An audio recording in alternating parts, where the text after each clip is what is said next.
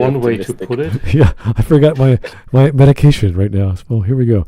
All right. Good afternoon again, folks. Welcome to Smudcast number 854. We are doing part 2 of why sci-fi and fantasy can't fix its white savior problem. This is the video from yesterday from Princess Weeks. Is it Weekess or Weeks? I don't know. Again, it's a fairly popular video. It's been almost a year old, almost 200,000 views. And I always learned from the chat, from you guys, that she is, or is she still a writer? I don't know. Of the rag, and I mean rag in every definition of the word, of the Mary Sue. Is it .com or .net? I don't remember the... Oh, I haven't checked, but with the shutdown of US aid that funnels tax money into communist propaganda, the Mary Sue might have to shut down too. Interesting. It is one of, if not the worst website I have ever gone to. It doesn't matter what the post is about. Every writer on there is out of their mind. And they have the gall of the disclaimer to say, well, we're not feminist, we're not biased, we're not this or that. It's like, are you joking? Are you joking to everyone right now? What, they say they're not feminists? They're not this. They're completely... That makes no sense. Well, I don't remember the about page, but it was along those lines, because every time, even the comment section was horrible. So we always talk about how YouTube comments are horrible. This is beyond what you can imagine. So anyway... it's Andrew Tate for women.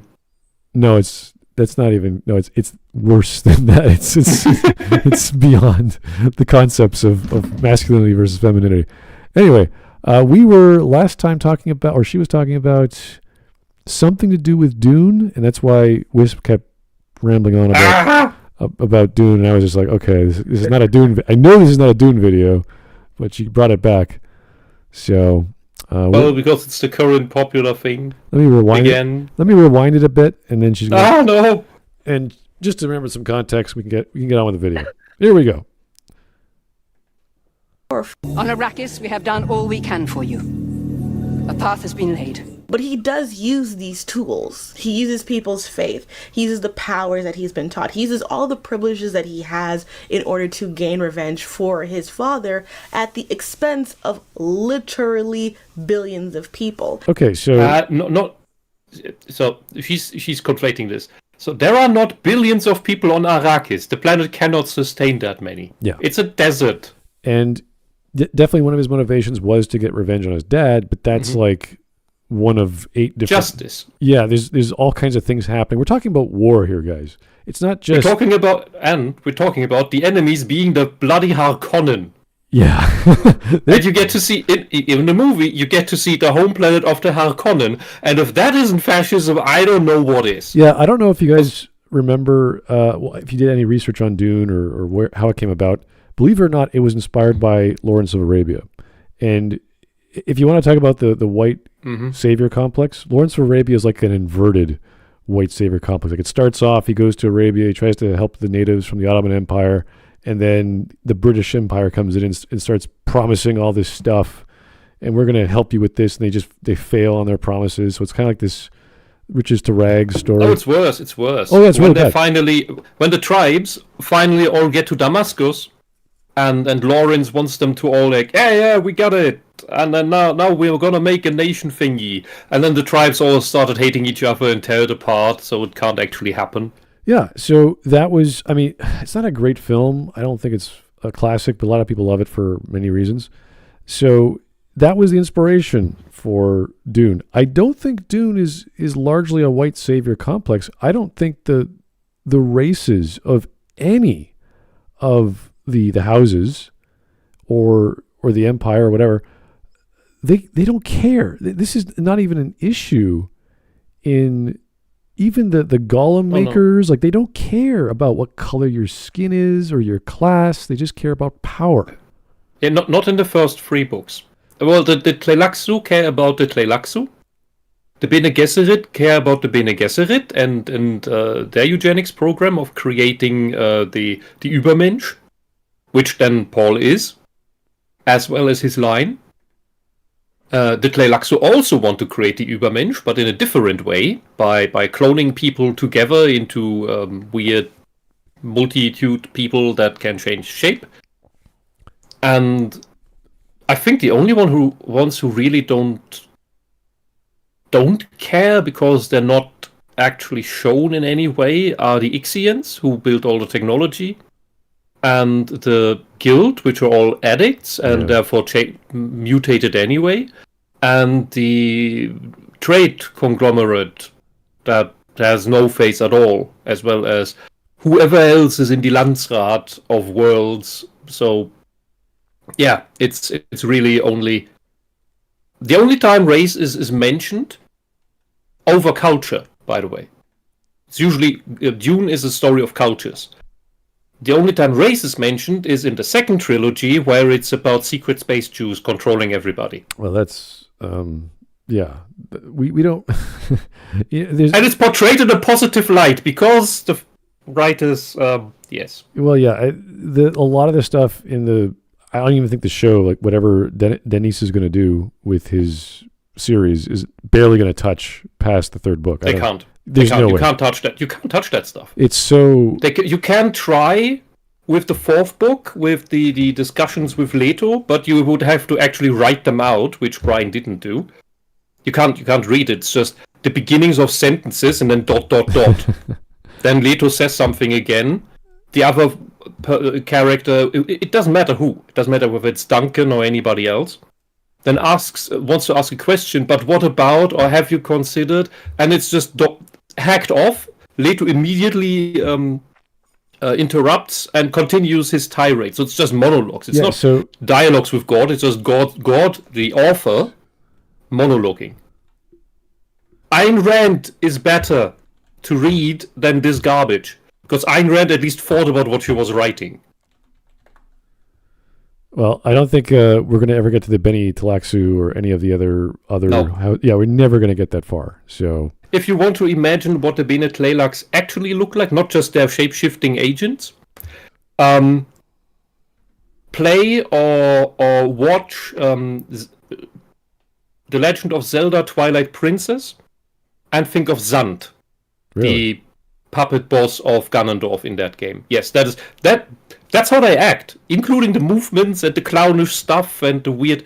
The very move of Zand bending forward, extending his arms, and then knives flying out of them. Okay. That is an exact scene in Book 5. Well, to put it to people who won't read the books ever, think of the Bene Gesserit, but if they're all guys and they only care about cloning, and that's their thing.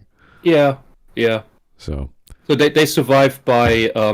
through a weird hippie process. it's not. It's too weird. Bringing their consciousness into the next clone. Yeah, it's like, okay, this is getting creepy. Anyway, this whole talk about that's what Dune is. Of colonial tools. I don't know what she's getting at, saying faith and whatever. You're like, that's not a colonial tool. Like what? Religious extremism. Maybe a religious thing, but colonialism was not specifically religious. I would say the people who were colonialists had religion and they wanted to spread that, but that was not the main thing that they used. So when you're talking about Dune, you're talking about we need water, we need weapons, we need intel. Those were the tools that everyone used to get around and move about. And nothing to do with, yes, he used religion as a crux, but that was about it. They believed that he was the savior.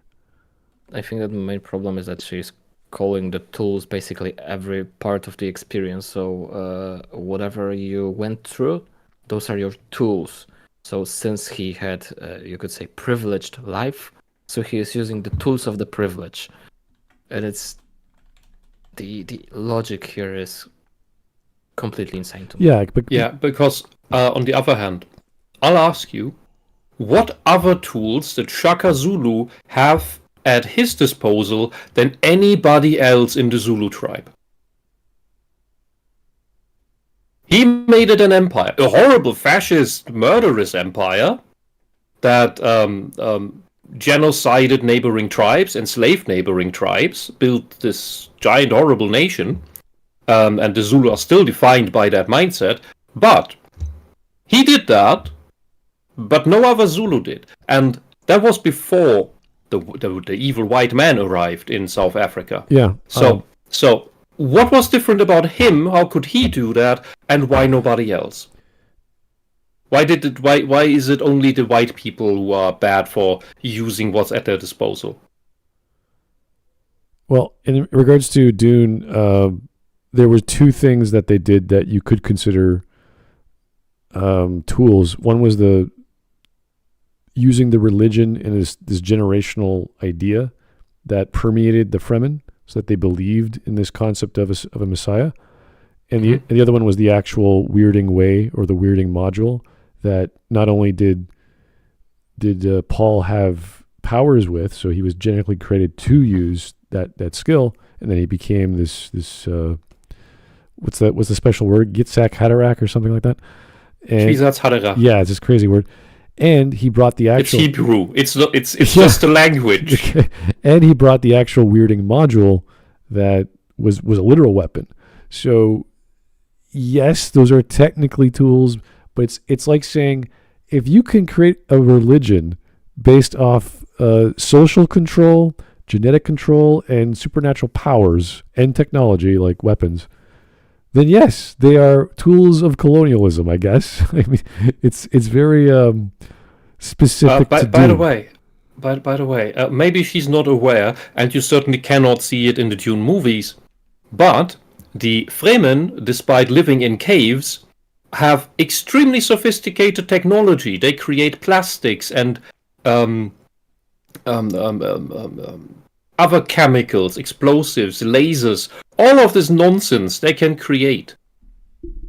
They have all this stuff. Yeah. And they just, nobody on the surface knows about it. Yeah, and even in the games they talk about lasers and they need atomics to break the shield and all this other stuff. And it's like, yeah, it's in the books kind of, and it's not really talked about because they're not organized enough. There's too many tribes, they're too far dispersed, and they don't know who their leader is. All the religiously crazy people, as well as high technology people, they're all in the south, where the Harkonnen don't dare go. The Harkonnen want control over the entire planet because they want to increase spice production, and that's why they're going the hard-headed way, while the Atreides go the soft way of, hey, let's be friends. That's all it is, really. Right. Anyway, let's get back to the video. Tools are rooted in colonialism and religious extremism. There is an undertone that Paul's actions are for the greater harm. And even though there is a golden path... What does that mean? What does that mean? How is he... The greater harm? Okay, she wants to live under the Harkonnen. What is the greater harm? Let's ship her off. Let's throw her into Baron Harkonnen's private rooms. She's probably not going to leave because he's going to be repulsed. Yeah, what are the options here? So we got the Sardaukars from the Emperor who just butcher everyone. You have the Harkonnen who enslave you and butcher you. You have the warring of the tribes, who there's extremists and there's other people who might kill you because they take your water and all that jazz. And then what? The sandworms? The Fremen will be happy to capture her. She's full of water. Well, yeah, but I'm just saying, like, what? How is this for the greater evil? Like, how are the Atreides evil? Is what I want to ask her. I think she fantasizes about it only being good if the Fremen free themselves, which they literally can't do because they believe in bullshit that the Bene Gesserit told them, who are controlled by the people from the planet Secret Israel. Well, I'm not making it up.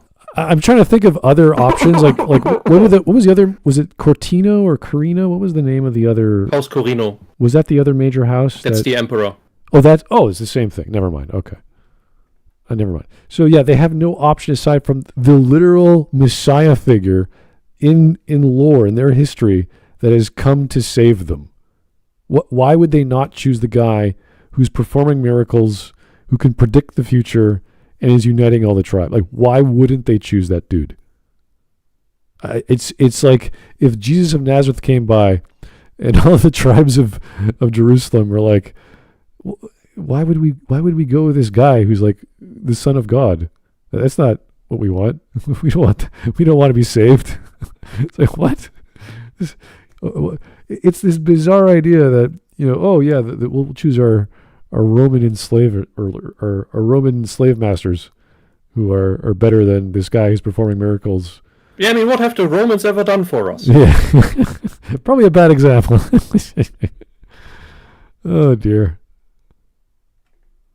The end. He's not built for that shit, really. But y'all have to find that out in the sequel. Now the Bene Gesserit. Yeah, I hate. order- By the way, this is I hate this. I hate this thing for what it did. You see this here? This is supposed to be wearing the still suit. Really? Yeah, because he has the thing in his nose, you know. Not his mouth. Or his eyes. No, his mouth is not covered. His head is not covered, and they all sit outside all the time, and they're not covered. Like you should. They have goggles even. The still suit was better portrayed in Star Wars: A New Hope, with the desert people, with the sand people. Yeah. The sand people are better Fremen than the Fremen in this Dune movie. This is the director saying we need to see the actors' faces and emotions. Yeah, and I mean you could do it to a degree, but even when it's just having the scarf off, it's all worn so lightly that this would never be a still suit. It wouldn't. A still suit is supposed to be airtight. Not a single molecule of water is to escape if possible. And they're just wearing basically light, white, flowing clothes. That's bullshit. Sequel. Now the Bene Gesserit order, since they play a role in this whole thing and are like the eugenics therefore we got to go into them a little bit. So the Bene Gesserit are a powerful mystic order whose goal is to advance and protect the human race through using their sort of like No, they're spot. completely Eugenics. They're completely egotistical. They want power for themselves. They want to protect the human race. Oh no, not protect. They don't want to protect the human race. They want to advance it to the next step. They see themselves as custodians of humanity to make humanity mature. That's literally written out like that in the books. And they're idiots. Like all eugenicists are idiots, but they are not. The author doesn't see them as idiots. The author sees them as the one good faction. While they do horrible things to children, that he justifies, and if you don't agree, you're backwards. He writes that in book 6. It's horrible. Yeah, it's the same with the Bene Lelax. The Bene Lelax are just they're just evil, deranged clone elves. The Jesuit are all female. They're all like, we got to do things on all these levels, and they're like, we got to make the most male-dominated xenophobic group ever. You're like, okay, that sounds. Well, they can. The later Bene Lelax, for some reason, that is not explained where the shift happened, because the shapeshifters initially were only the servants, and later on, for no explanation at all, the leading cast of the Bene Lelax, of the Tlelaxu, are also shapeshifters. So if they want to have sex as a woman, they just shapeshift. So that's it. The Bene Lelax have actually overcome the boundaries of the flesh, of the biological differences, by becoming shapeshifters at will. That's what they are. And if you know anything about the deeper occult bullshit of communism, that's what it's about. And the Bene Lelax are about the spiritual overcoming of the boundaries. That's the other aspect. That's what all this shit story is about. It's about the occult core in the rabbit hole of the communist Gnostic religion. And if you think it's completely insane what I'm saying, that's because you have never read up on any of this shit, and you're completely justified to believe it's all insane, because it is all insane, but it's what they actually believe, and what they're not telling all their useful idiots. Because who the hell would want to support and work for this garbage? Yeah. They have to tell everybody that they're the good guys, and they want to help humanity, just like the Bene Gesserit tell everybody, oh, we just want to help. All right. That's my rant. Sorry. June just tortured me the entirety of the last year. Sorry, it's a fresh wound. Oh. Of hot nuns, and their goal is to create a male Bene Gesserit. They're not hot. They believe themselves to be hot. The young ones may be hot. They don't want a male Bene Gesserit. I thought they want a female. No, it's correct. They want a male Bene Gesserit, but Paul is a generation too early. Paul was supposed to be a girl, but Jessica fell in love with Leto, and he wanted a boy, so she gave him a boy. And the initial plan of the Bene Gesserit, with the generational planning of who mates whom, in order to get the Übermensch, was that Jessica gives birth to a girl which Leto fathered, and then that girl will give birth to the Kwisatz Haderach. That was their idea. But Paul, being a boy, now is the Kwisatz Haderach, which it makes the Bene Gesserit very furious, because thousands of years of genetic planning are now out the window. Yeah, okay, I get it. All right, I was a bit confused. Yeah. Zach Haderach. And they want to do this through their particular love of the Atreides and the Harkonnen, or Harkonnen, whatever. The Kwisatz Haderach is special because he would have access to his male and female ancestors, and have the ability to bridge time and space by seeing into the future. Super cool and chill. And Paul has that ability, and he is essentially the Kwisatz Haderach, but earlier than intended, because Jessica was supposed to have a daughter that would marry the Harkonnen heir, and then their child would be the chosen one. But Jessica did what she had to do for Oscar Isaac, which, great casting, because... For Oscar, can you at least stay in character? I think we can all relate that if we could, we would. What makes the Bene Gesserit relevant to... You just admitted that you are that you think that all women are unprincipled harlots.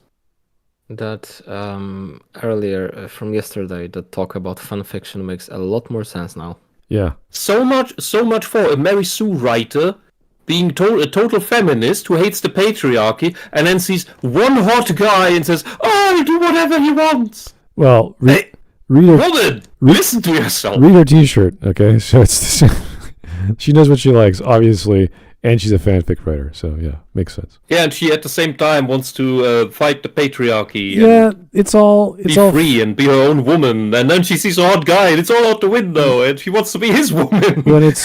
When it's fanfiction, it all boils down to fetish. It all really does. Yeah. Unless you have a good understanding of a story and you like the world so much, you want to tell something other story in that world.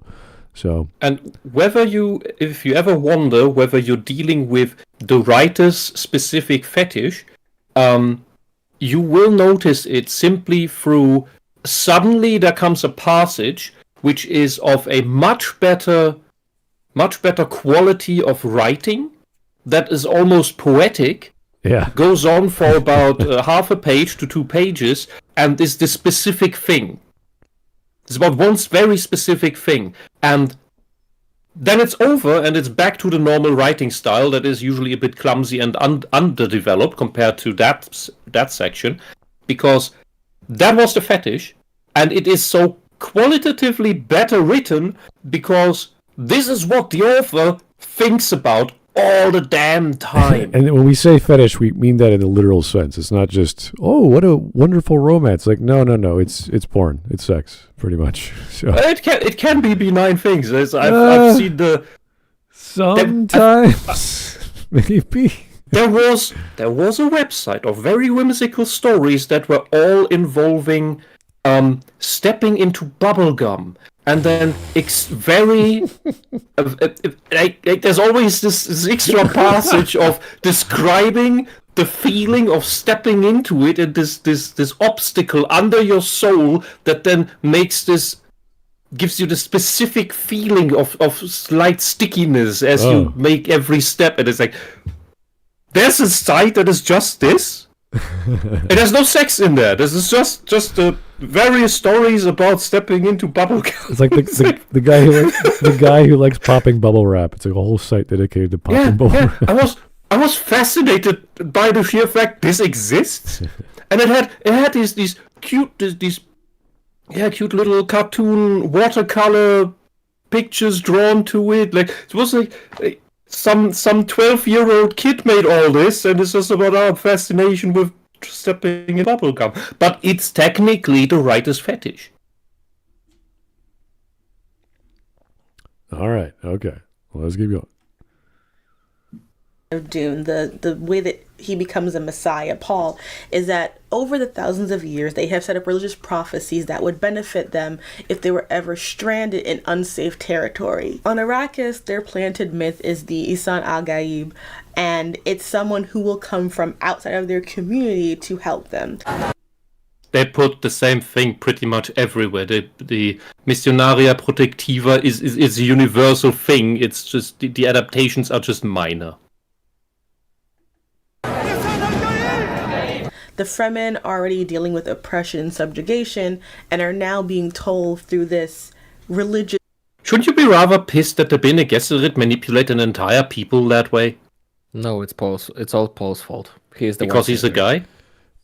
Well, because she doesn't find him hot. She has to admit that these women are manipulative, evil, crazy people who are doing these things for thousands of years. Genetic manipulation, social manipulation, cultural manipulation, like everything's manipulation.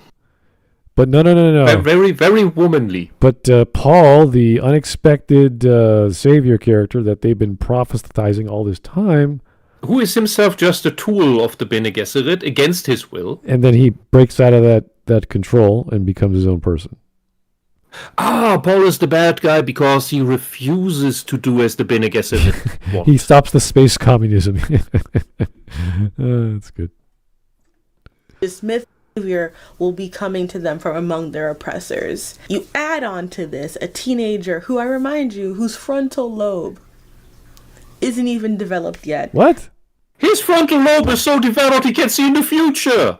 Because that's what you do with your frontal lobe. The guy has visions and dreams of prophecies, and he's stronger than like 3 men or 4, whatever he was measured by. He's the strongest fighter within like months of knowing the Fremen. He is young and he is white.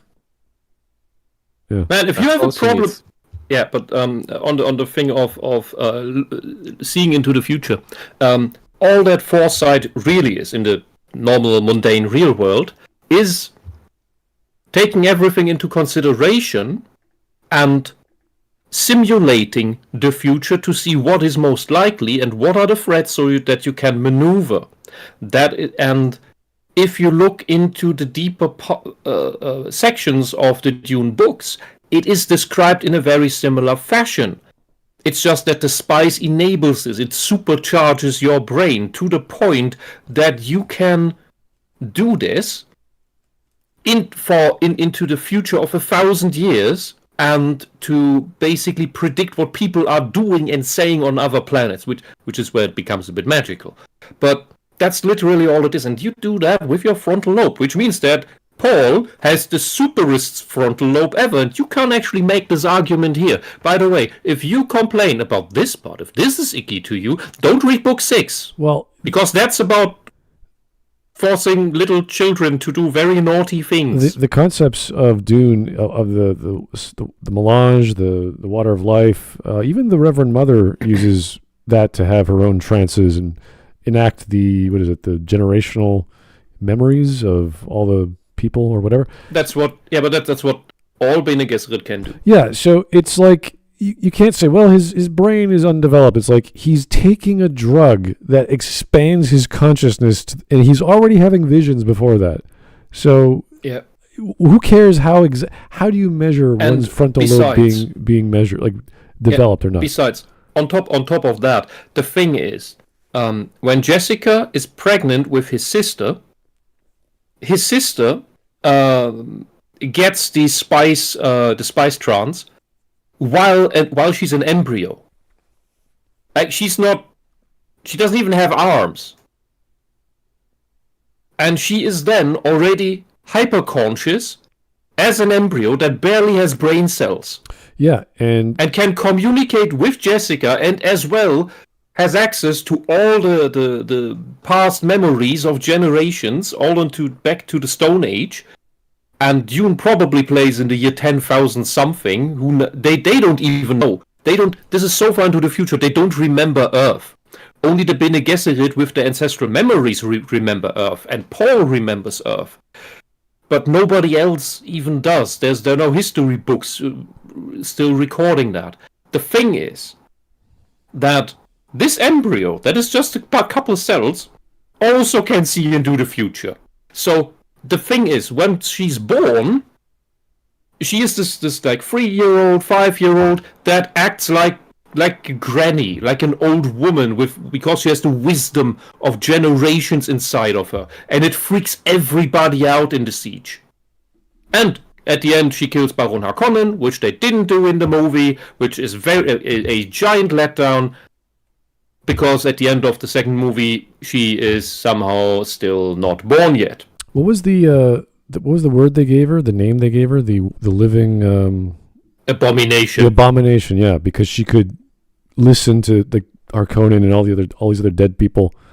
And the problem, no, abomination is the term for anyone who gets possessed by the ancient lives. Ah, there we go. Okay. Because that is what can happen, and since she had some of those episodes, they basically fear her for that might happen, and it does. Anyways, to say Paul is undeveloped is like such a stupid argument. Yeah. And his 4D chess playing mom are trying to get revenge for the death of their house. And, well, you get an epic story on one level of this young man who comes into this ultimate power, uses all of these tools in order to become this powerful, vengeful figure. But there is a constant subtext of how much Paul is losing of himself as he goes on this path. What? He's losing? Not really. I don't remember that. I don't remember him ever being in agony, like, oh, my family, what have I lost? It's like, of yourself? No, you've lost your dad, you've lost was it Duncan, Idaho? You've lost... The only thing he's really in agony about is that he finds the golden path to be dreadful, which it is. That's later on, yeah, but he's losing himself? Like, I don't remember that Not at all. Yeah. Not at all. Have the added thing that the major turning point for Paul, which is not included in the film, and it's not a spoiler because it's going to be past, it's not in the adaptation, is that his son is killed during a scrimmage, and that pushes him in order to gain more power, in order to protect the ones that he loves. At every turn, he fears what he will become, but he sees no other way, because even if he doesn't make these actions, if he doesn't, for example, in the final duel that he has, he predicts that even if he loses, the Frommen are still going to treat him as a religious martyr, and there's still going to be like billions of deaths. So he's like, well, if it's going to be better either way, I might as well live. Wait, what do you mean with that? There's still going to be millions of deaths. First off, learn fucking English. You're a native English speaker. Bloody hell. Secondly, what do you fucking mean? Does she mean billions of dead in the universe, or do you mean like on Arrakis? Yeah, that's a good question. By the way, in the universe, it was written at a time when there was no distinction between the galaxy and the universe. Sure. So that the term is used interchangeably there. But the galaxy is full. There would be trillions upon trillions of people. It's a fantastical number. On Arrakis, there are not billions of people. It's a desert. Yes, the Fremen have stuff beneath the ground, but they hoard all the water, basically, just for their hopeful terraforming process in the future. They're not actually using it to create that much food. There are not that many Fremen. There are a couple million, but not billions. Paul uses the Fremen as much as he respects them. He uses their beliefs in order to gain the army that he needs. And there is respect there, but there is also this level of exoticism. Even his relationship to Chani is very exotic TM. The Fremen themselves are not... What does exotic TM mean? Yeah. What are you talking about? Of course, she's an alien. Of course she's exotic. What are you talking about? Alien. She's a human. Yeah, but they're from different planets. It's an alien. So it's like... With how Paul is meant to be an examination of the dangers of blindly following leaders. What are you talking about? What? Dude, Chani is such an extremist, she's mostly spurring Paul on. How is this... At least in the books. How is this a tale of don't follow your leaders because they could be exotic? They could be different than you? What does that have to anything to do with anything? Like, what are you talking about? Is it the white savior trope? Because, the guy's white. Just like us. He's this almost the same skin tone. We live under the sun as well, or only underground. Oh man, that's going to be a sick paper. Science fiction by, about, and for, in italics, Arabs. Case studies in deorientalizing the Western imagination. Dude, Arabs, if you're talking Islam, and Islam is on... You complain about the Crusades. The thing is, those started because of 1400 years of jihad. Well, now 1400 years of jihad. That never stopped. They never paused. There are, I think, overall, if you count them all together, you'd get about 60 years of no expansive wars of Islam. In 1400. That's not a lot. Well... And the Crusades, which you all complain about, they started as a reaction due to the conquest of the Arabs, the Moors and the Ottomans and all these other very, very fun people. Even Genghis Khan led punitive excursions into Islamic territory because they were killing Buddhists left and right and destroyed their temples and statues. And the Orient was way, way better, more interesting and more developed before Islam. So if you want to deorientalize anything, you want to remove Islam. Well, even if they got like an Asian guy to play Paul, or if Herbert wrote him as coming from like the Atreides were Asian cultured, there's no mention of the exoticism of Paul to Chani. Mm-hmm. Maybe I think there is in the other way around, where he's describing her and what she looks like and how he's attracted to her, but that's never it's never an issue. It's never a form of conflict. It's never a form of contention. It's never like, this is why I love her, or this is why I follow Paul. He's exotic. No, they see him as Jesus. Yeah. That's it. And Chani just respects him for his combat prowess, as well as her own prophecy. Because she had a specific one that she would fall in love with the guy. Okay, and then it happened. Okay. So there's no mention of, our cultures are different, or blah, blah, blah. It's like, no, you're our leader now. That's it. And Muslims are depicted. The vilification of Muslims. You complain about slavery all the time, don't you? Why is that a problem in science fiction when you're allowed to write whatever you want about anything, when you're far, far into the future and technology and science are all over the place? Who cares? I am sorry. Just read this paragraph. Even when Arabs and Muslims are depicted in positive light, as in Frank Herbert's Dune Chronicles. What? When was this? The Islamic site Fremen, like the Fremen are a romanticized version of Islam. That is true. Yeah, but they're not literal Arabs and Muslims. Well, they are the closest thing to it. Okay. They are the like Herbert made up a lot of nonsense, because he doesn't actually understand many things that about philosophy and politics. Yeah, he does understand some a lot, but some of the things he made up are complete nonsense. Like the super wise man philosophy school that exists is called Zen Sunni, like a mixture of Sunni Islam and Zen Buddhism. There is nothing more incompatible with each other. He doesn't understand what the Quran is, and other such things. And the big religious text that Paul is brought up with is called the Orange Catholic Bible. So it's just name dropping of things that sound somewhat familiar. But yes, the Fremen are supposed to be Muslims.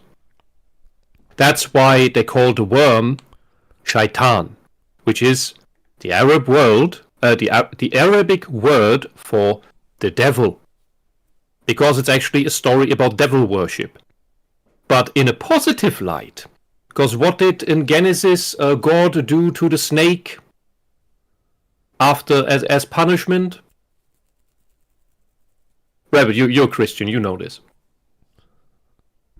You would have to repeat a little bit because I was okay. For a bit. Okay, so what did in Genesis? What did God do to punish the snake? Made him crawl on the ground and eat ash. Yeah. Well, or in my version, it's dirt. So that this implies the snake before had legs, and now it doesn't. It has to crawl on its belly, and it has to eat earth, dirt. That doesn't even sound like a snake anymore, that's a worm. And the worm in Dune is the thing that gives you prescience, the higher cognitive ability. It has a red fire burning inside, that's where the chemical process happens, where the spice is created. Which is what gives you the prescient stuff. So the entire worm analogy in Dune, which is also Shaitan, the devil, is the snake from Genesis, and it is being worshipped by the Fremen, the Muslims, and it gives us the superpower to become the Übermensch, which the socialists are obsessed about creating, who are against the Abrahamic religion. Does it start to make some sense slowly?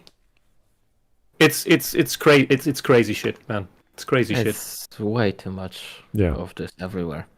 Let's move on. I doubt she will actually make a point of this properly, going to the point of the video of white savior.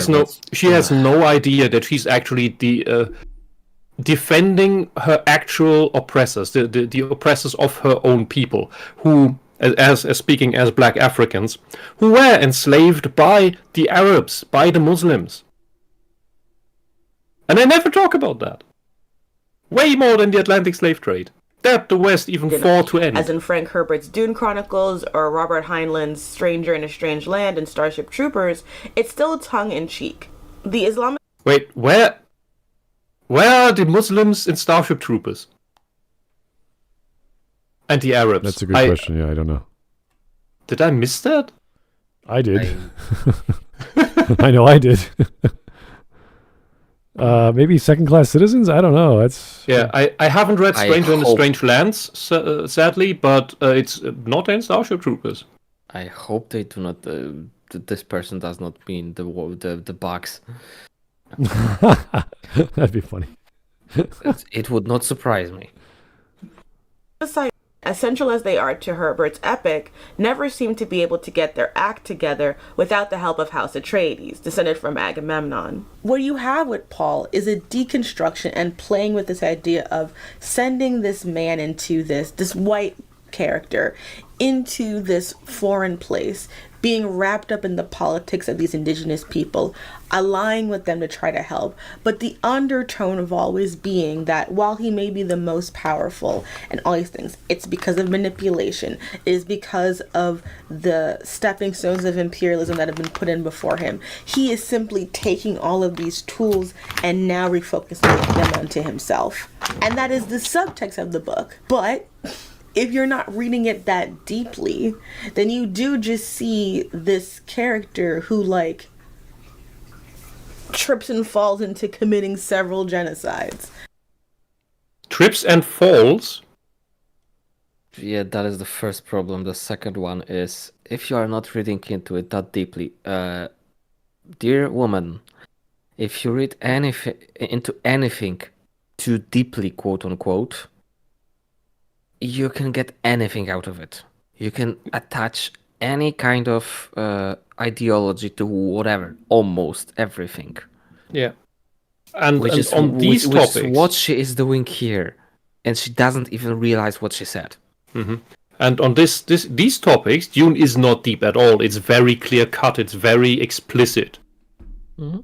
She has no clue what she's reading. She's just regurgitating a synopsis, basically.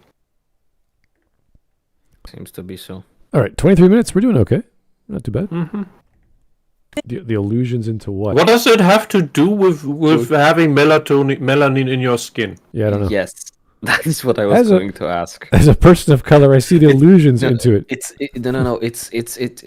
the white devil thing that white people cannot understand emotions and all of that. Well, if I'm a person of color, what allusions am I seeing in Paul as a hero character in a hero's journey? I'm like, I don't like. What does that have to do anything with the hero's journey? I have no idea. I think it's also peppered with a story about a teenage boy becoming an anti-hero. What is? How? How is he an anti-hero? She doesn't know what that word means. We talked about that last time. Yeah. Yeah, probably. You said that before, and she's like, "Oh, I'm going to use this word again." It's like, what is he against? What heroic element is he opposite of? Save the people that he loves. It is possible to read Paul's journey, a Lisa. sacrifice of his humanity, of his true love, of his true self, to become a... Does he sacrifice Johnny? No. I don't think so. He actually accepts the other, what is it, the princess or whatever, to have a family, and she's her concubine. But no, that's just a royal, royal marriage. That has exactly. nothing else to do. It's a political marriage. They don't even have the snoo.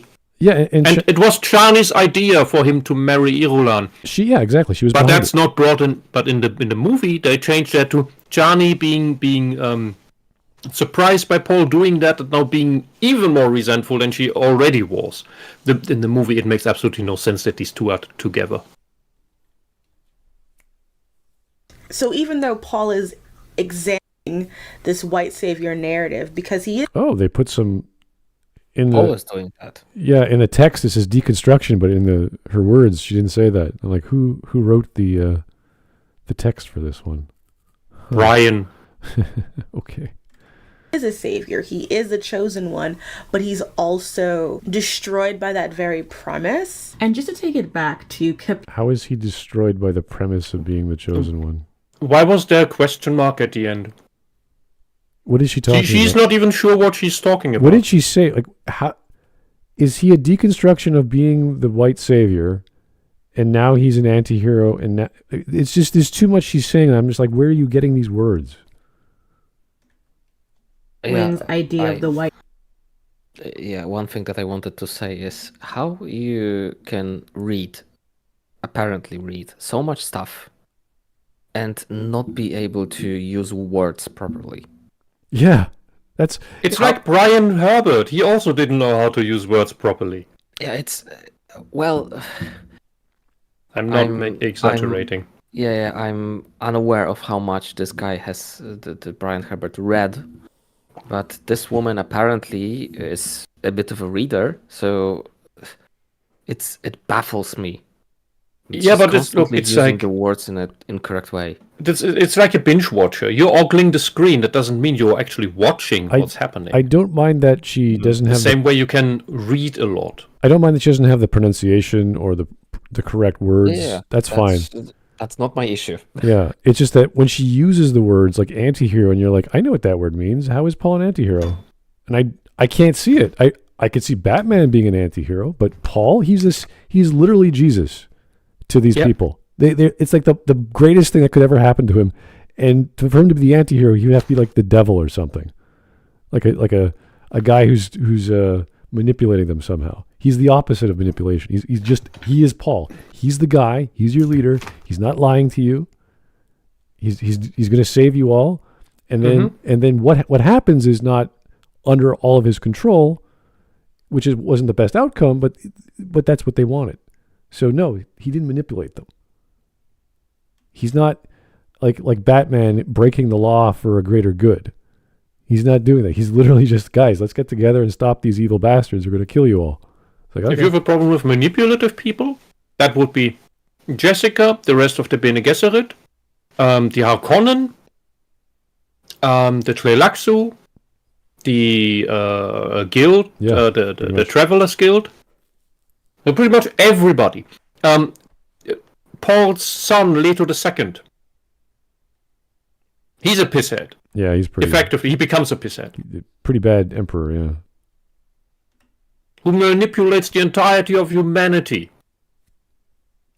Those are the horrible people. Paul is the good guy. Struggle, yet something that is the responsibility of white Europeans specifically to do.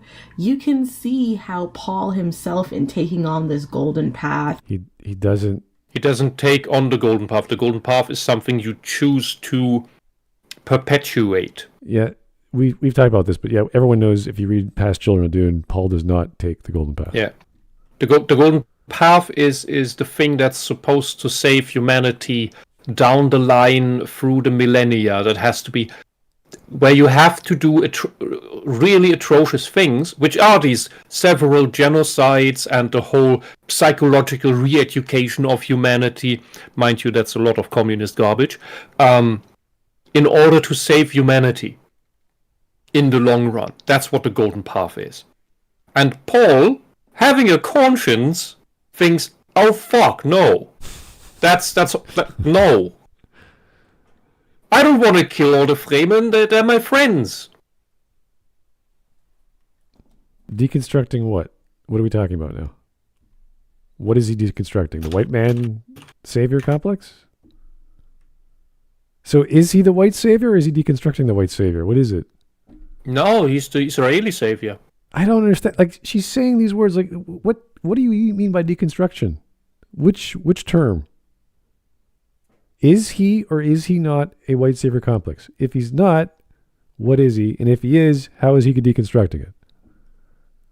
So the thing is, if you want to play this white savior nonsense, that would require, if we take it seriously, that would require somebody from the outside looking at these people and thinking, man, I should go there and help these poor savages free themselves. That's not what Paul does. Paul is thrown into all of that and just tries to survive, and he just goes with the flow. Yeah, they wanted him to be was it the leader of the tribe or their messiah? And he says, no, I'm going to be your duke. I'm going to be your war leader. I'm going to beat these guys. And after that, he goes along with whatever else goes on with Carino and the emperor. So, the spice must flow. That's the general philosophy of the story. So he has to keep the spice going. He has to keep interstellar travel and trade going, or else billions of people. That's where billions of people are going to die. That's where the prophecy goes. Oh yeah, for the other Muslim analogy, the black dress that the Bene Gesserit wear is literally called in the books an abaya. That is the black dress that the covered Muslim women wear. It's the same thing. It's all Muslim. I think you are strawmanning here. This is stupid. Very hard. Because as we know the story, we have the emperor who says, hey, big houses of the galaxy, I need your help. I need your help to mine spice. You can try, and you can try, and you can try. I don't care how you do it, but at the end of the day, I want more spice. Get to it. It's not, I want to be Paul. It's, I want to control the trade routes of the galaxy and become very powerful. That's all it is. It's not, oh, look at the Atreides. I can't wait to be. No, the Harkonnen hate the Atreides. Carino's like, yeah, I don't really give a shit. Do whatever you guys want. I'll use the Harkonnen to help me out. Yeah, we'll get that job done faster. That's it. They know what's going on. House Carino's like, we got to get shit done. You guys figure it out. Let's go. That's it. That's the major premise of the problem of Dune. Get the spice going. It's not, oh, Paul's amazing. I wish one of my sons of House Harkonnen would be like Paul. Like, no. Yeah, and end up with his eyes gouged out by an explosion, who then flies into a sandstorm and becomes a decrepit prophet who nobody figures out as Paul. Yeah, I want to be a blind prophet. That's a great idea. But of course, he just means the part until he gets... Fuck you. This is so gay. You are a racist. You are just a racist bitch. This is so offensive. I mean, to characterize Paul like this. And this is where we see proof, because they keep gaslighting about it, that all this white supremacy and all of that stuff is actually about light-skinned people. Because they keep saying, oh no, it's just a social construct. It's not about the skin color. And then it's all about the skin color again. I'm so sick of these racist assholes. Yeah, this is a good... Throw them where they belong, into the trash bin of history, where the Nazis are. This is a good point to actually blacklist someone. If they start saying and making songs like they're cute. Oh, I'm so clever. I'm going to make a song about white dudes wanting to be the genocider. Blah, blah, blah. You're like, she's the one who thinks she's better than everybody else. Is she trying to be entertaining? Is she just being cute? I don't know. But this is... Oh, it's her vileness hidden behind thinking she's cute. Because she thinks she figured something out. But she couldn't even figure out what Kwisatz Haderach means and where it comes from. Even though, at least in some versions of the book, it's in the annotations in the back. Well, we are we more than halfway done? No, almost. It's gonna get better, I'm sure. Let's go for 4 more minutes. Let's say we did halfway, and then, because as soon as I hear something like this, you either are doing a parody, or you're a disgusting person, and there's no reason to listen to you anymore. I think she's the latter. I know that, but I'm just saying this is not something I want to. This is not a person I want to keep listening to. So we'll go for 4 more minutes. That's where your tax money goes. Paper, and that's what counts. And He's cool on paper? You mean the book? Yeah, he is cool on the book. What are you talking about? Well, look, she definitely does not want the French to fight her slavers who took the people of the tribe she actually hails from. She doesn't want them to fight those slavers, which are another black tribe. She would have just rather been enslaved by the other black people and never left Africa. That's what she wants. She wants slavery to continue because she doesn't want any Europeans, whether it's the Brits or the French, to fight it in the world and end it for good. Although Islam still practices it. Today, this very day, this present day, and tomorrow. And she doesn't give a shit about that. Instead, she complains about, oh look, how the Europeans are romanticizing the Muslims. That's bad. Like, only in first off, there's barely anyone who ever did that. I think the examples of Frank Herbert and maybe the other Heinlein book that I haven't read. There are no other examples. That's how little it's done. That's how much you have to take. Anyway. It's pathetic. It's a pathetic argument. She wants to live in squalor in Africa. unfortunately, that is why we have discourse. And it doesn't just happen to men, though. Ladies is problematic white saviors, too. I am Daenerys Okay, finally we're off Dune. Thank God. Stormborn, and I swear to you that those who would harm you will die screaming. In 1886, Haggard began serializing the adventure story She, about two explorers who find that African kingdom that's ruled by an immortal white queen, Asha, remember her? She's back. She's also known by her indigenous servants really doesn't as know to pronounce She names. Who Must Be Obeyed. Asha believes that one of the men in this party is the Why is she reincarnation clapping of her her lost hands? love. So she gets like 10 toes down, in a very typical fashion. What is Oh happening? man, she's playing crazy lovey-dovey music because she Again. sees a white man whom she gets the hots for. So when she gets wet, the white man is cool. But Paul Atreides, she doesn't care for. Is that? Because he's too young and he's Jewish, I suppose. Oh yeah. Okay. Turns evil because she just got white dick in her eyes, and she's like, I can't deal with that. Oh, just As like mentioned you. Before, Haggard was a racist and came up with the idea for this story in many of the many ruminations he had while stationed in Cape Town. His experiences with the Boers made him an admirer of the Zulu people, but in a sort of superficial way. He saw them as great warriors, but he also believed in the inferiority of darker races and had a dueling feeling of the colonial effort was in some ways a waste of time because these people didn't deserve it, but that the British The dueling feeling. I mean, two feelings, or is he fighting?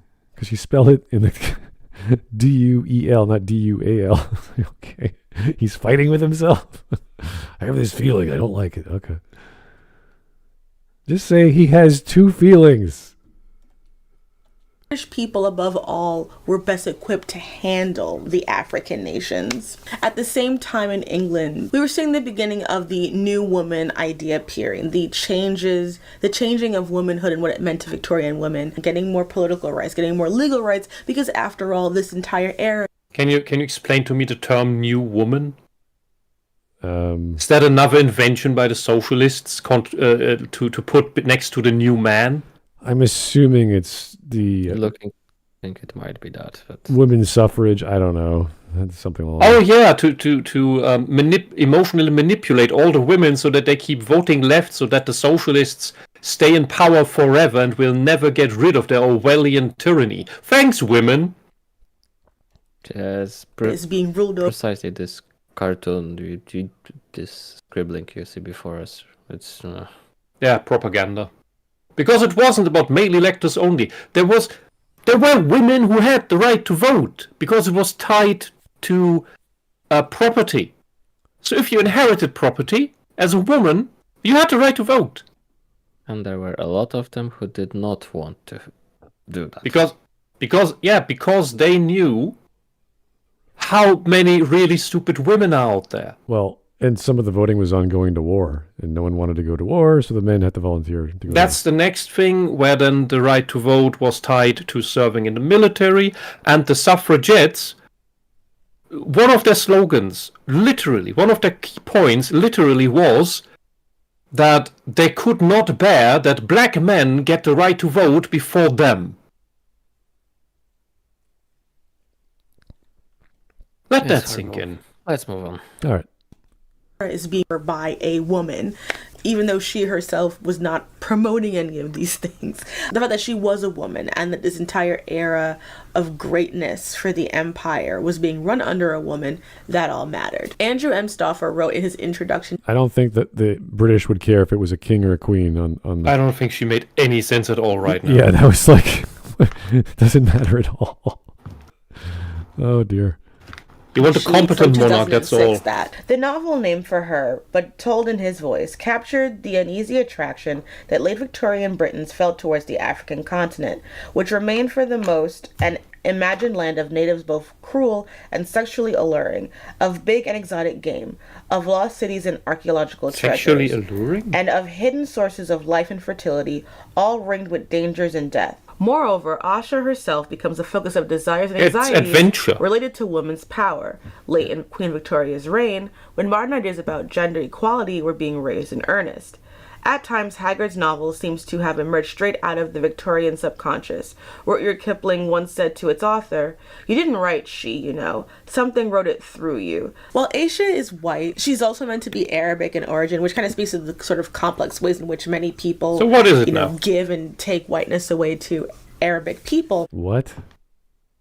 Who is giving and taking whiteness from... It's all the skin color. So it's all about the skin color. These people are. It's all about race. It's all about everybody's oppressed by this construct of whiteness existing. Hey, since I haven't told it in to her yet. Here in Europe, we don't think in the term white. Yeah. We don't use that. You Americans do that. You black people, you do that. We think and talk in German and Swede and Finnish and Polish. Guess that if you were to ask people from Africa about that, I also don't think they would think about themselves as just black. They would have some rather more serious identity. They go about nationality and tribe trumps everything. Like within Germany, the different tribe leftovers, we still hate each other in some playful way. Whether we talk about the Saxons with their stupid dialect, or the Southerners, they hate the Berlin dialect, which I can understand. My hometown has a lighter version of that. Or everybody makes jokes about the Frisians being slow and a bit dumb, which is more true for some than others, because there are several Frisian tribes. Some are more late than others, like several hours, if not a day, which is hilarious. So German punctuality only exists in the southwest as well as the northeast. Everything by the coast is off by several hours to a day. It's hilarious. So you have these differences, and you have the same differences in Africa, you have the same differences in Asia, within every country. I'm sure such things exist in Poland. I know in Finland that they have these distinctions between the south and the north, as well as the rural parts and the cities, especially one particular city that I don't remember the name of, where all the Finns that I know are extremely trustworthy and nice and people, and there's all the people from that place, they never keep their word. And I eventually asked about, and I was then told, well, are they from that city? And I said, yes. Like, yeah, that's that. They're not trustworthy. I mean, there are. It's funny. At least in here, there are still some. It's in few places there are some older villages, which have all the signage is in two languages, in Polish and German. Mm-hmm.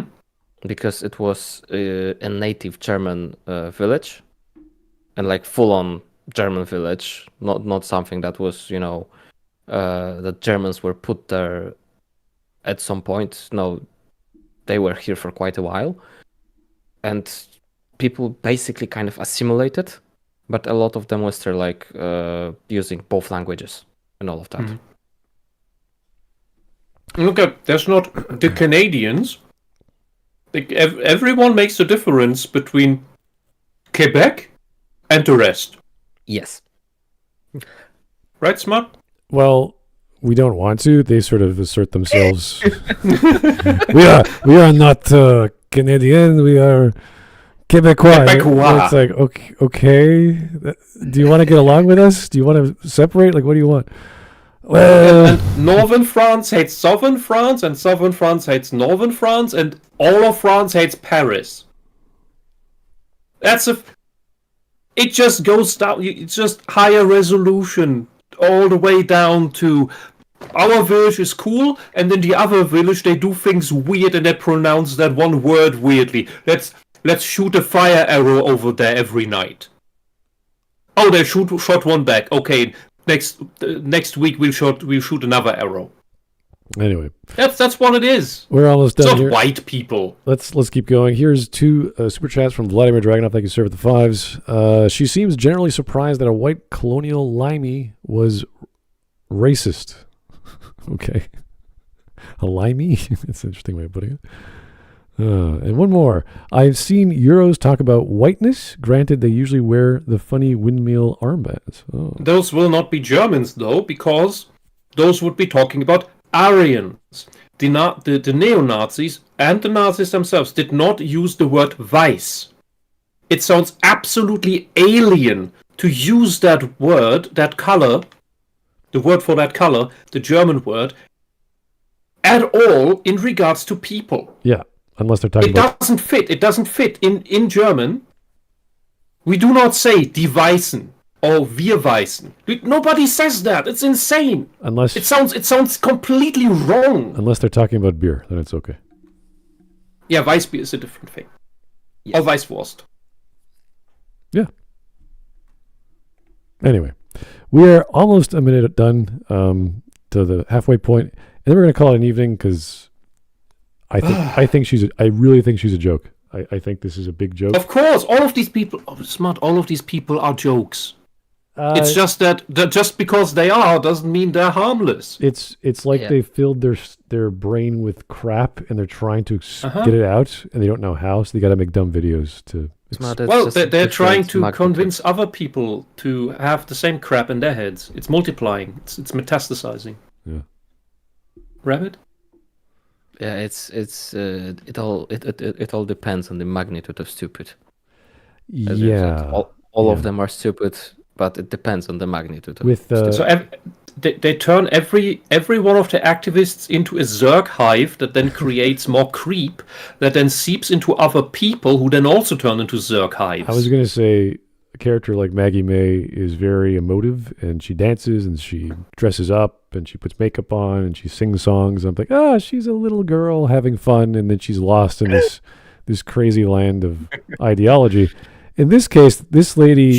Maggie is a Zerg Leviathan. Oh, okay.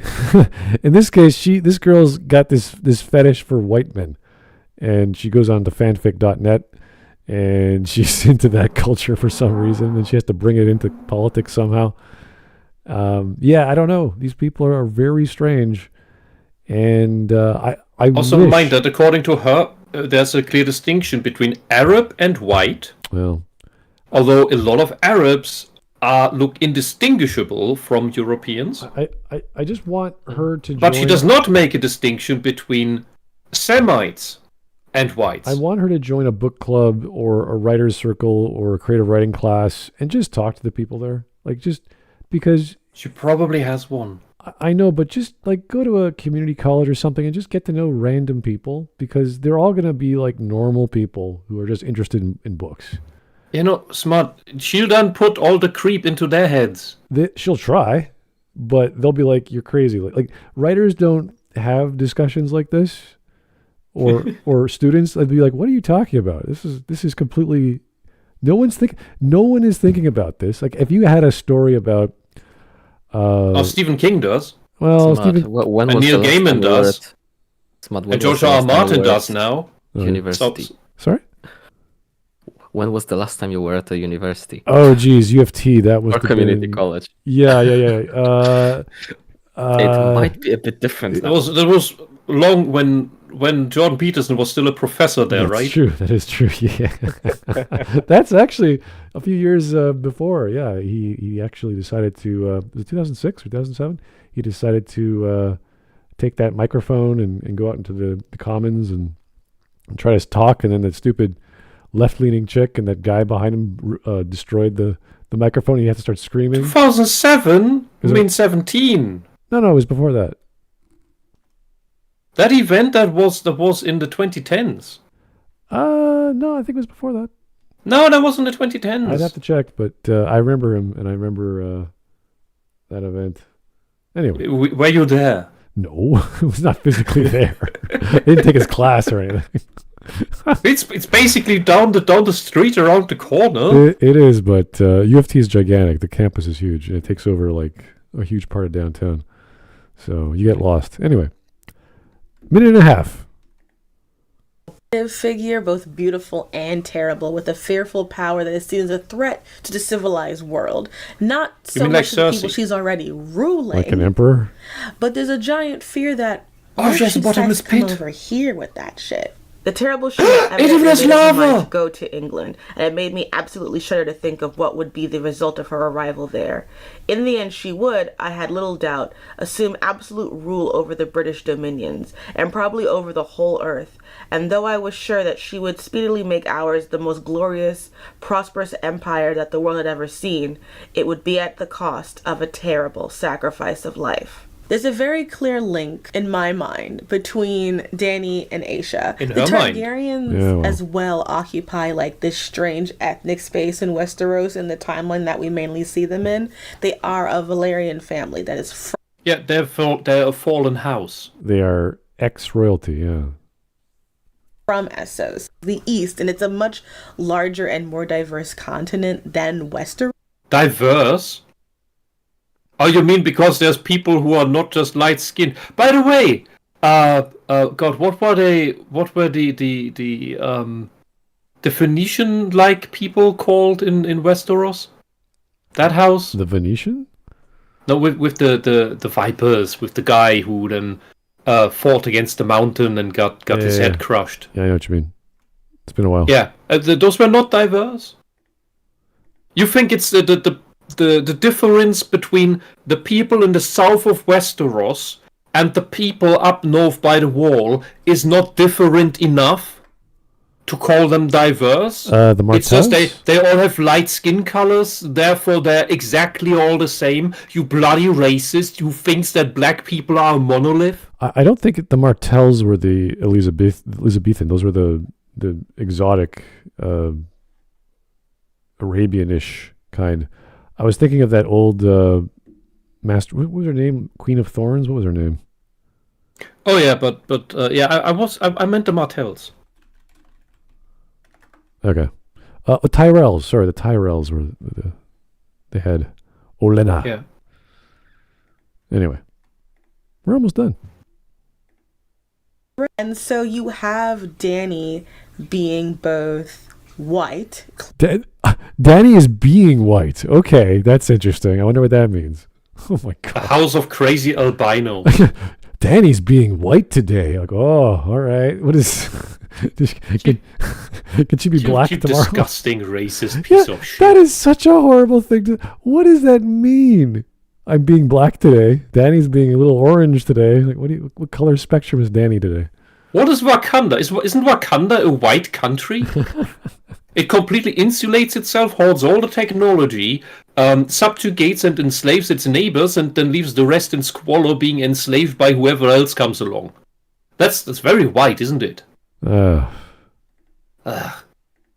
Double standards. But also all part the way. of this otherness that is...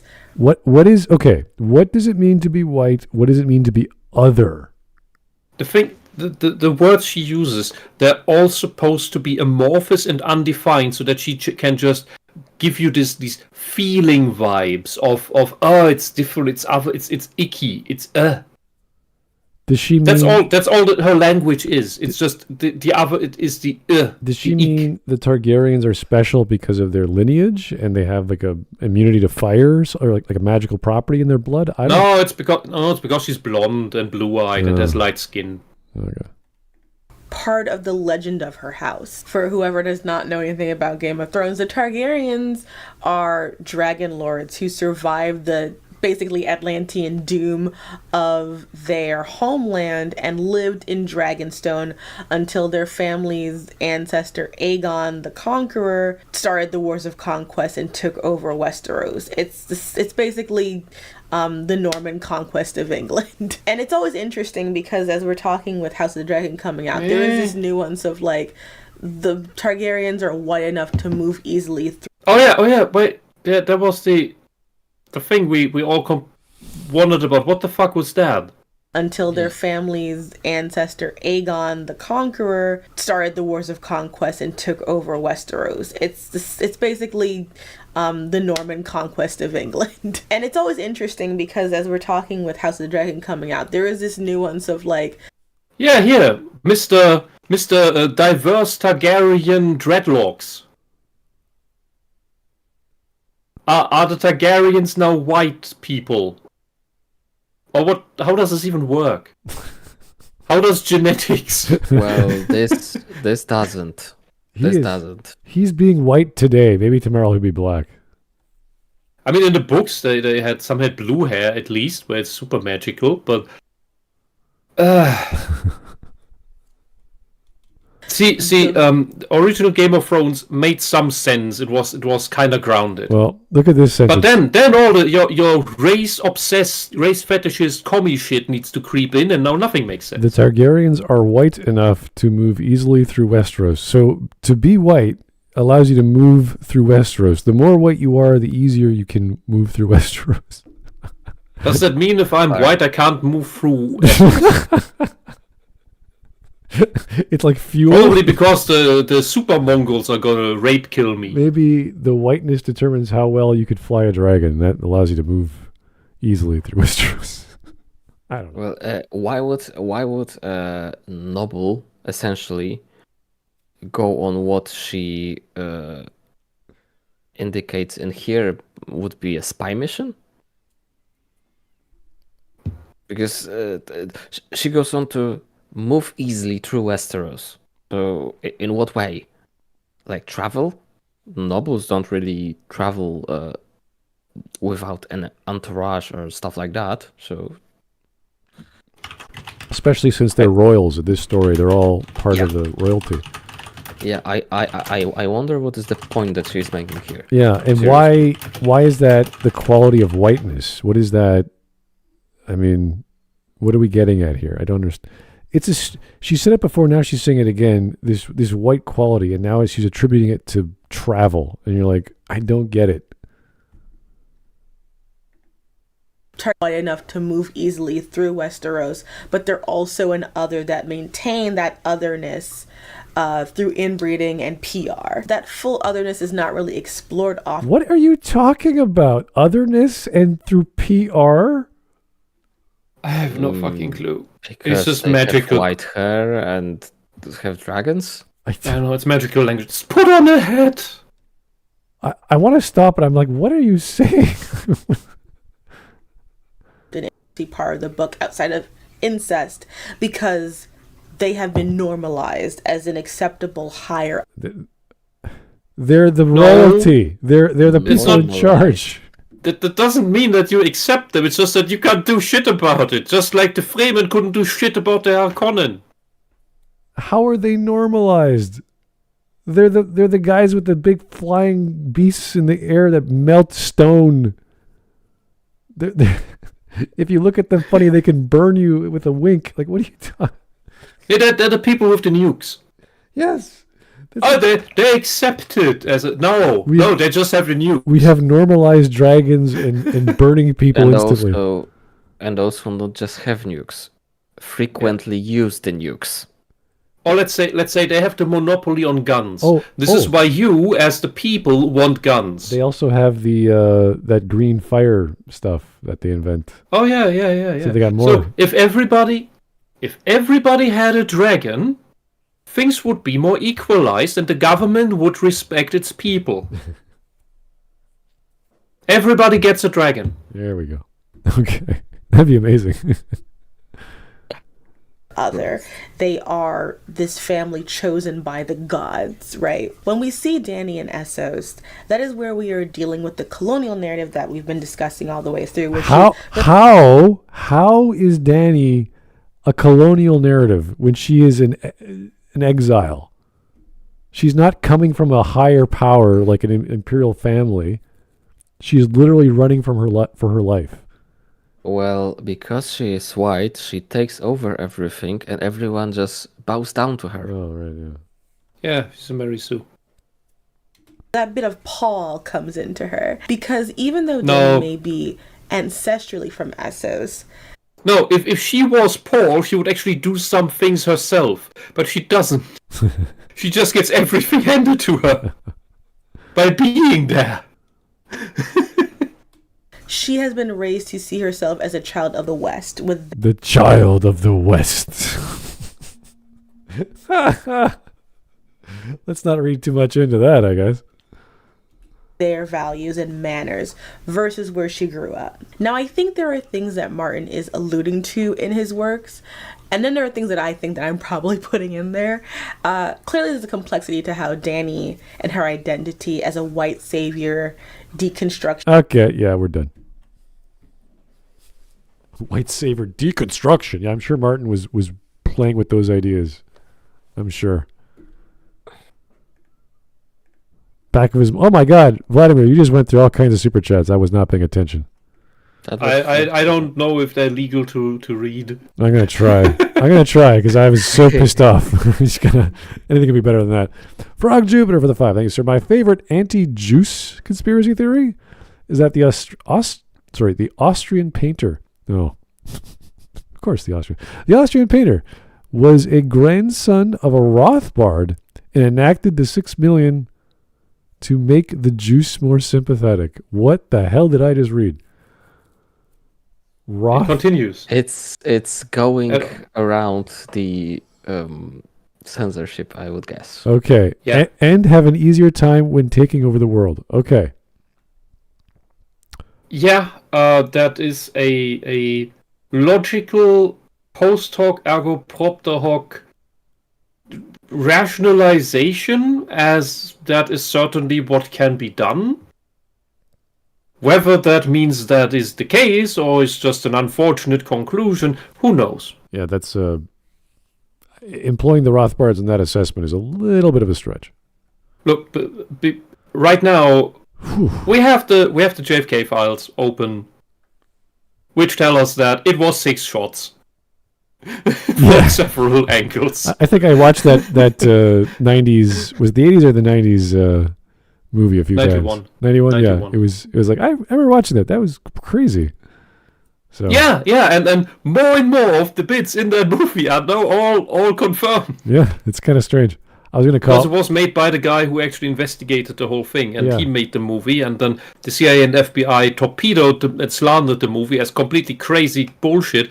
I'm surprised he was allowed to make that, and that he got all these high-profile Hollywood actors to make it. Well, I was going to call up my neighbor because he's the guy who bought the film, and I took it from him when VHS was a thing, and I watched it, and I was like, wow, this is crazy. Like, yeah, I got to watch it again. So I kept watching it for like 3 weeks. Wow.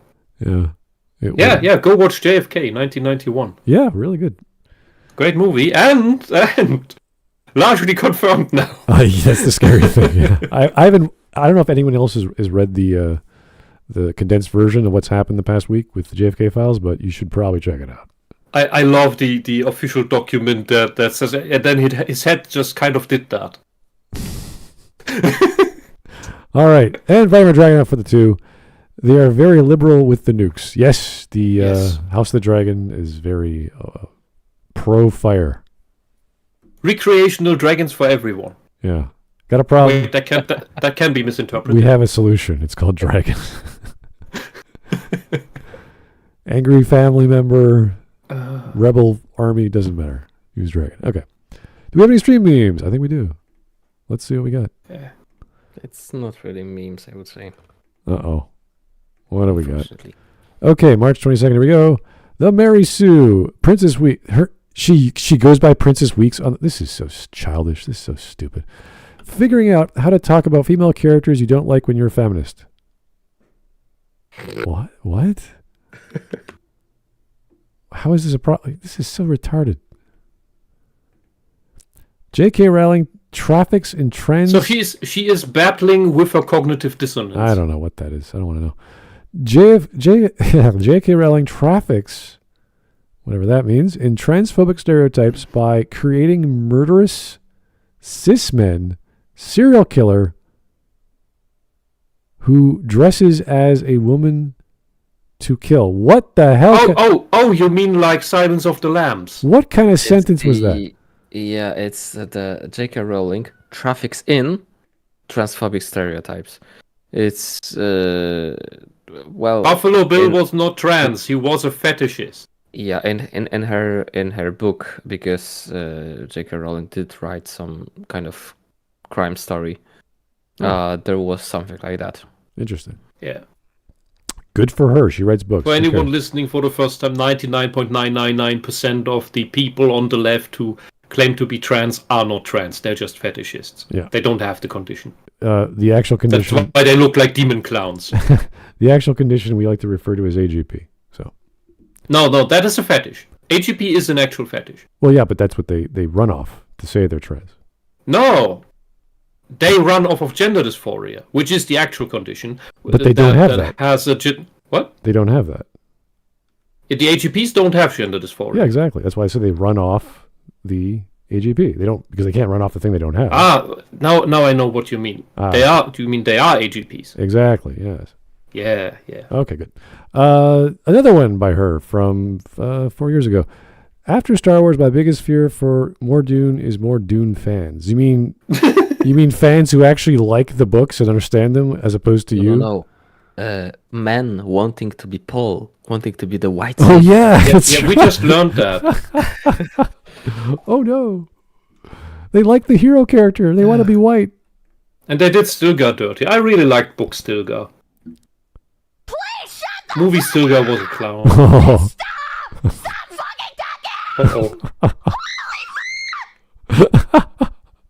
Wow, that was that a streamer? What was that? Yes. That is a crazy VTuber. Wow. They're probably one of the craziest. Holy jeez. Okay. Yeah, no, she's I mean, if you want to keep going, we can go. I can only take so much of her, but I would blacklist her because she's just so dumb. She's so Yeah, bad. it's just finish up this thing and then she can go to the bin where she belongs. All right, so we're at 30 minutes and 13 seconds. We might cover her again tomorrow. If not, I have a life. I have family. I have dinner to make. I have exercise routines. I got stuff to do. Okay. Anyway, Completely understandable. Yeah, do something better for your evening, guys. Go pet a dog. Anything really. Stare at the stars. Whatever works. Feel alive in some capacity, as opposed to ever listening to this person again, unless it's for jokes. So, yeah. Have yourself a good one. We'll talk to you soon. Maybe tomorrow, maybe not. But have a good night. Bye-bye. Good night.